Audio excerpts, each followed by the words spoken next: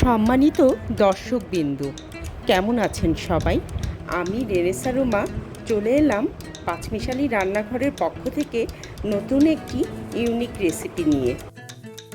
আজ আমি আপনাদের করে দেখাবো পুঁইশাক দিয়ে শোল মাছের মাখো মাখো ঝোলের তরকারি। এই রান্নাটি করার জন্য আমার ছাদ বাগান থেকে ফ্রেশ পুঁইশাক কালেক্ট করে নিয়েছি।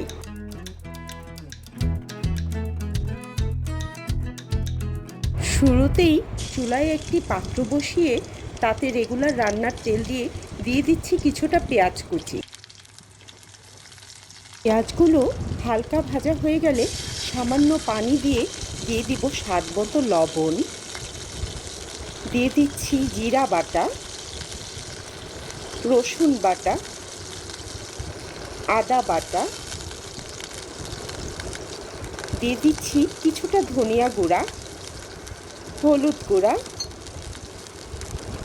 এবং সামান্য মরিচ গুঁড়া। এখন মশলাগুলোকে ভালো মতো কষিয়ে নিব। মশলাগুলো ভালো মতো কষানো হয়ে গেলে দিয়ে দিব প্রপারলি ওয়াশ করা শোল মাছের কয়েকটি টুকরো। তারপর দিয়ে দিচ্ছি কেটে ধুয়ে রাখা পুঁইশাক।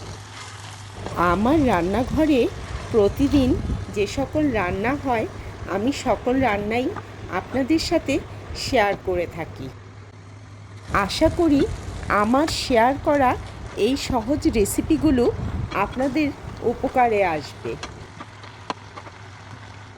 সব কিছু ভালো মতো নেড়ে চেড়ে দিয়ে দিব 1 কাপ কষকষে গরম পানি। এবার প্রপারলি কুক হওয়ার জন্য 10 মিনিট অপেক্ষা করব। রান্নাটি প্রায় শেষের পর্যায়ে চলে এলে দিয়ে দিব তেলে রাখা জিরার গুঁড়া আর কয়েক ফালি কাঁচামরিচ।